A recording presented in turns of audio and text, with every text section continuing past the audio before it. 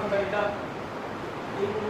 لله نحمده ونستعينه ونستغفره ونؤمن ونتوكل عليه ونعوذ بالله من شرور انفسنا ومن سيئات اعمالنا من يهده الله فلا مضل له ومن يضلل فلا هادي له واشهد ان لا اله الا الله وحده لا شريك له واشهد ان محمدا عبده ورسوله اما بعد فان خير الحديث كتاب الله وخير الهدي هدي محمد المصطفى صلى الله عليه وسلم وشر الامور محدثاتها وكل محدثه بدعه وكل بدعه ضلاله وكل ضلاله في النار.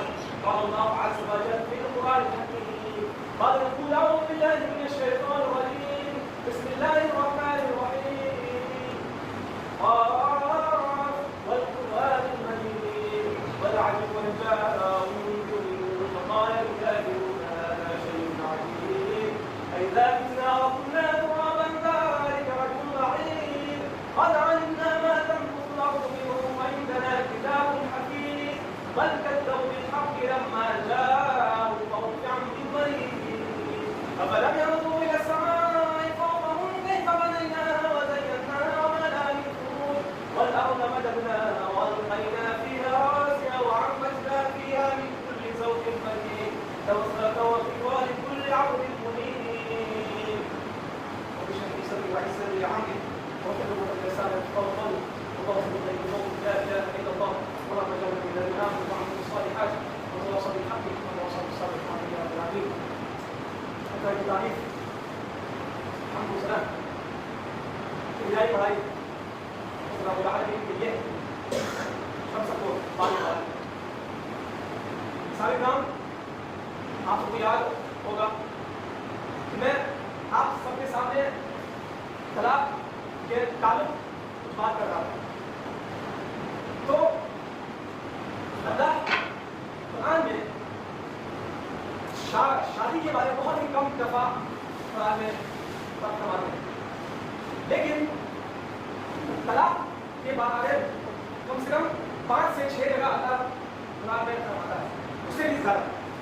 یہاں تک کہ اللہ اس ایشو کو ایڈریس کرنے کے لیے ایک الگ ہی سورہ طلاق نازل فرمایا. اس کا مطلب یہ ہے کہ یہ طلاق کوئی چھوٹی موٹی بات نہیں ہے, یہ بہت ہی سنگین معاملہ ہے, یہ بہت بڑا اللہ کا احکام ہے. تو ایک اور بات, جب ہمارے معاشرے میں کسی لڑکی کو کسی خاتون کو طلاق دیا چاہتا ہے, چاہے کوئی بھی اچھا برا کوئی بھی, تو اب اس کو عام عورتوں کے جیسا ٹریٹ نہیں کیا جاتا. یعنی اب اس خاتون پر ایک داغ لگ گیا ہے کہ اب یہ طلاق ہے, اب یہ اچھی نہیں ہے, اب یہ شی از نو مور گڈ, اب اس کے ساتھ شادی شاید اچھے جگہ نہیں ہوگا. یہ ہمارا تھنکنگ ہے. سو ہمیں قرآن سے اور محمد صلی اللہ علیہ وسلم کے لائف سے اور صحابہ کرام کے لائف سے کیا ہم کو ایسا ملتا ہے, اس کا الٹا ملتا ہے. یعنی اللہ کے جو مخلوق میں محمد صلی اللہ علیہ وسلم اللہ کے رسول کے بعد ان کا صحابہ کا مقام ہے. اور اللہ ہم یوں نہیں بول رہے, اللہ رضی اللہ عنہ یعنی اللہ اس سے راضی ہے, وہ اللہ سے راضی ہے. چھوٹی موٹی بات نہیں ہے. اگر کسی انسان کے لیے اللہ کہے کہ اللہ اس سے راضی ہے تو وہ بہت ہائیسٹ لیول آف ایک مثال آپ کے سامنے حضرت زینب بنت جہش رضی اللہ عنہ اور حضرت زید بن حارثہ رضی اللہ عنہ, یہ دونوں صحابہ اینڈ صحابیہ, یہ دونوں کی شادی ہوئی تھی, لیکن یہ دونوں اپنی شادی سے خوش نہیں تھے.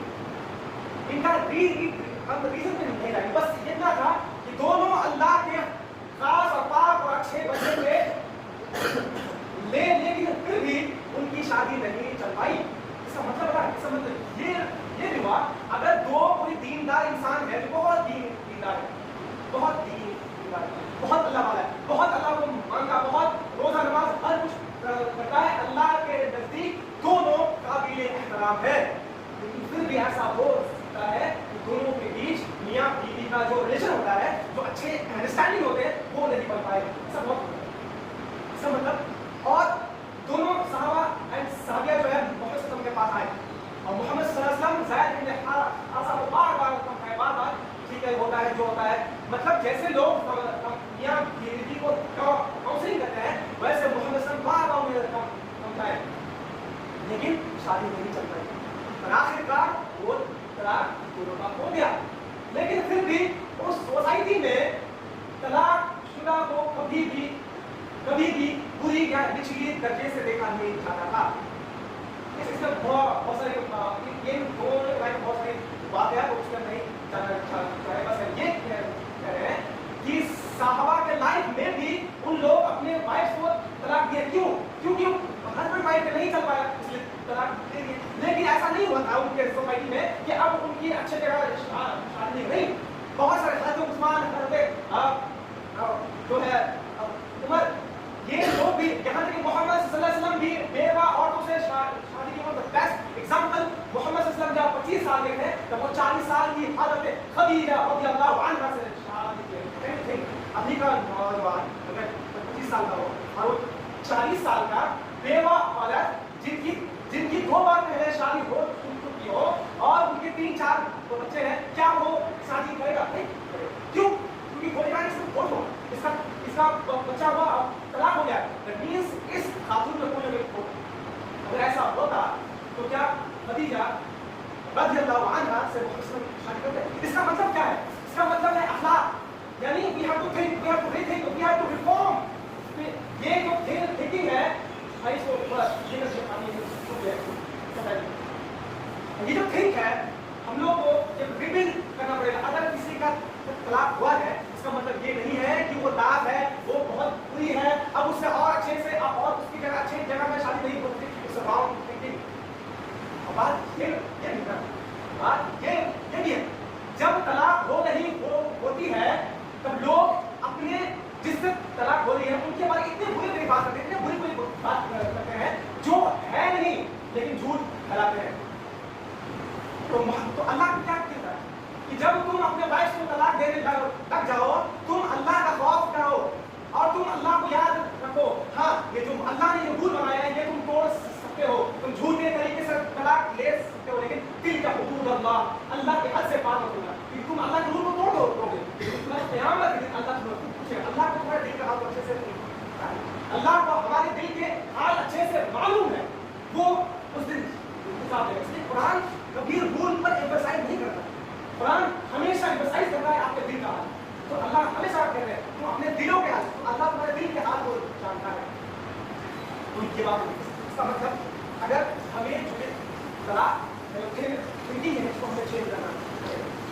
और अब उसके बारे में उसके बाद आगे जो बड़ा संगीन मामला है पूरे इंडिया में एकदम है हलाला है, इससे पहले भी आपसे बात की, लेकिन हलाला एक टर्म है जो लोग इसको इतने बुरी तरीके से इतने तोड़ मरोड़ के पेश करके आपको जानना चाहिए। अल्लाह तो एक अल्लाह फिर अगर उसकी तीसरी बार तलाक दे दो तो अब उसके लिए हलाल नहीं जब तक कि वह औरत उसके सिवा दूसरों से निकाह ना करे। फिर अगर वो भी तलाक दे दे तो उस दोनों को मेल जोड़ कर लेने में कोई गुनाह नहीं, बशर्ते जान ले कि अल्लाह की हुदूद को कायम रख सकेंगे। ये अल्लाह की हुदूद है जिन्हें वो जानने वालों के लिए बोल बोल कर बयान करता है। इसे आप गौर से समझो। एक हस्बैंड वाइफ, अब वो अपने वाइफ को तीसरी दफा तलाक दे दिया है। अब जो है अब तीसरी दफा तलाक दिया, अब उस हस्बैंड कैसा फील हो रहा है यार हम तलाक देने बहुत बड़ा गलती की, तो हमको फिर से उससे शादी कर दी। अल्लाह ने नहीं, अल्लाह ने तुम्हें 3 बार मौका, इसमें 3 तलाक, अल्लाह ने तुम्हें 3 बार मौका दिया है कि तुम 3 बार अच्छे से 3 मंथ या 4 मंथ के पीरियड में अच्छे से सोच लो कि तुम जिसको तलाक दे रहे हो अब वो तुम्हें बाद में फिर अब तुम उससे शादी नहीं कर पाओगे, जबकि वो औरत किसी और से ना शादी कर ले और उससे अगर तलाक हो जाए तब तुम उससे शादी कर पाओगे। अच्छा, अब पता है लोग से क्या लोग इसको इतनी बुरी तरीके से यूज कर रहे हैं।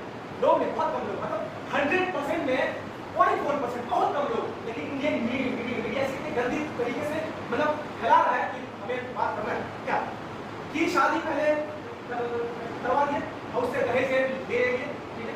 उसके बाद कुछ दिन बाद उससे तलाक करा दिया, ठीक है। फिर उस लड़की को किसी और से शादी करवाया, फिर उससे दहेज ले लिया, राइट, फिर उससे तलाक करवा दिया, फिर इस फर्स्ट से फिर उससे शादी करवा दिया। क्या इस्लाम इसकी इजाजत देगा? बिल्कुल नहीं। इस्लाम से नूर बनना कहता है कि तुम गैर महरम औरतों को देखो, तुम अपनी नजरें नीचे रखो। इस्लाम इतना डिसिप्लिन है। क्या इस्लाम इस बात की इजाजत देगा कि आपकी वाइफ को आप जानबूझ के तलाक दें, फिर आप किसी और उससे, फिर आप उसकी शादी किसी और से कराएं, फिर उससे तलाक करें, फिर आप उससे शादी करें? क्या इस्लाम इसकी इजाजत देगा? नहीं, बिल्कुल नहीं देगा। जो इस्लाम कहता है कि तो गैर महरम औरतों को देखो मत, बिल्कुल नहीं दे सकता। मतलब क्या है, लोग इंडस्ट्री चला रहे, कुछ लोग सो कॉल्ड कुछ लोग मतलब पॉइंट बहुत कम, लेकिन इसको इंडियन मीडिया उठाती है और कहती है तू देखो तुम मुसलमान जो है तुम ये सब करने का कर रहे हो। मुसलमान नहीं करता है, मुसलमान कुछ ही लोग करते हैं, उसको हम मुसलमान नहीं मानेंगे, नहीं माने। दैट्स ज़ना, अल्लाह से ला ज़ना, तुम ज़ना के करीब मत जाओ। अल्लाह ये नहीं करेंगे तुम ज़ना मत करो, ज़ना के करीब भी मत जाओ। दैट मींस कि अगर तुम्हें ये अंदेशा है कि तुम किसी गर्ल से चैट करोगे या तुम उसके प्यार में पागल हो जाओगे, दैट मींस अल्लाह के कुछ नहीं करने। कोई भी चीज छोटी, मतलब तुम्हें अगर कोई गर्ल अच्छी लगी, अब तुम you are not ready for marriage, अल्लाह के कुछ दूर है। क्योंकि एक दफा ऐसा आएगा, तुमसे देख के तुम्हारे दिल में कहीं ना कहीं गलत ख्यालात आएंगे। अल्लाह से कि अपने नजरें नीचे रखो। और कोई भी मुसलमान जब किसी गैर महरम औरत को देखेगा और वो अपनी नजरें नीचे रखेगा तो उसे अल्लाह याद आएगा, तो वो गुनाह नहीं करेगा। That's the spirit of the Quran. That's the application of the Quran. यानी हम सिर्फ कुरान को बोलते नहीं, हम भी मुस्लिम, हम लोग कुरान को जीते हैं। मतलब देखिए, हम बहुत मुसलमानों का बहुत खुदा करते हैं, ये हम मानते हैं। बहुत मुसलमान का बहुत बड़ा तबका ये है कि जो सिर्फ कुरान को मानता नहीं, उससे अमल नहीं करता है। कंपेयर टू अदर रिलीजन में उसको पता ही नहीं कि उसका आपको उससे पता ही नहीं कि ये कौन सा रिलीजन क्या था। मुस्लिम नो, हमें पता है कि वो गैर महरम हम से दूर रहना है। दैट मींस ये जो हलाला है ये इस्लाम बिल्कुल नहीं, राइट। तो हाँ, अच्छा, ये अल्लाह रूल क्यों लास्ट इसलिए आया है क्योंकि अगर कोई मर्द पहले क्या होता था, कि अपने वाइफ को बार तलाक देना, बार मतलब कोई काम नहीं, मतलब अगर खाना में नमक ज्यादा हो गया तो तलाक, अगर वाइफ की बात नहीं मानी तो तलाक, मतलब हर एक छोटी बातों पर तलाक। और फिर चेंज किया, नहीं ऐसा नहीं होगा, उस कानून का भी हक है, उसका हक ये है कि तुम उसे बार तलाक देकर तुम उसे परेशान नहीं कर पाओगे। अगर तुम्हें सही में उसके साथ नहीं रहना है तो अल्लाह तुम्हें 3 मौका दे रहा है। अगर 3 मौका के बाद अगर तुम उसे तलाक दे दिए, अब तुम उससे शादी नहीं कर पाओगे, दूसरा ठीक करो। इससे पता ये चला कि कोई भी मर्द को तलाक देने से पहले अच्छी तरीके से उसको सोचना है, उसके बाद देना। उसको ये बात पता है कि अगर 3 बार दे दिए उसके बाद अगर वो किसी और पर कहें, अच्छा ये जो है ना, ये ऐसा नहीं कि जान छुएगा, मतलब किसी और से तलाक ऑटोमेटिकली किसी और से शादी हो जाए और उससे ऑटोमेटिकली उससे फिर किसी बात से तलाक हो जाए तब उससे शादी कर पाएगा, राइट। तो ये है, इसीलिए कि मर्द को रोकने के लिए तो बार अपनी औरतों को परेशान ना करना, इसीलिए अल्लाह ये रूल आए। लेकिन जो लोग अल्लाह इसके बाद ही फरमाते हैं, जो लोग ये हर एक इसके लिए है, जो लोग दीन करते हैं, मतलब जो लोग इस हयात को तोड़ कभी कुरान पढ़ा ही नहीं होगा, उसको कुरान में आप नहीं पढ़ाता है, यानी कुरान को मिसयूज कर रहे हैं कुछ लोग। और अगर हम मुसलमान, आपको याद रखिएगा, अगर हम मुसलमान इस टाइम में इस कुरान का और फिक्र नहीं करें तो जो लोग इस्लाम के दुश्मन हैं वो लोग हमें इतना बदनाम कर देंगे कि हम फिर बाद में उठ नहीं पाएंगे। इसीलिए ये हमारा हम सबका हक है इस कुरान का और फिक्र करें और हम लोग कुरान को समझे, समझने के बाद हम लोग को समझाएं कि कुरान क्या कहना और लोग क्या कह रहा है। यानी इस्लाम जो है किसी इंसान पर डिपेंड नहीं, इस्लाम जो है ये कुरान पर डिपेंड है। यानी अगर कोई बात इस्लाम की बात होगी तो कोई मुफ्ती या कोई भी किसी बात नहीं, अल्लाह की बात यानी अल्लाह की कुरान और मोहम्मद सल्लल्लाहु अलैहि वसल्लम की बात है। तो अल्लाह से ये दुआ है कि आप हम सबको सीखने सुनने से ज़्यादा अमल करने को یا آپ نے جو اس قرآن پر جو بھی لا ہم سب پر نازل فرمایا ہے یا اللہ ہم سب کو اس پر عمل اور اس پر سوچ اور اس پر غور فکر کرنے کی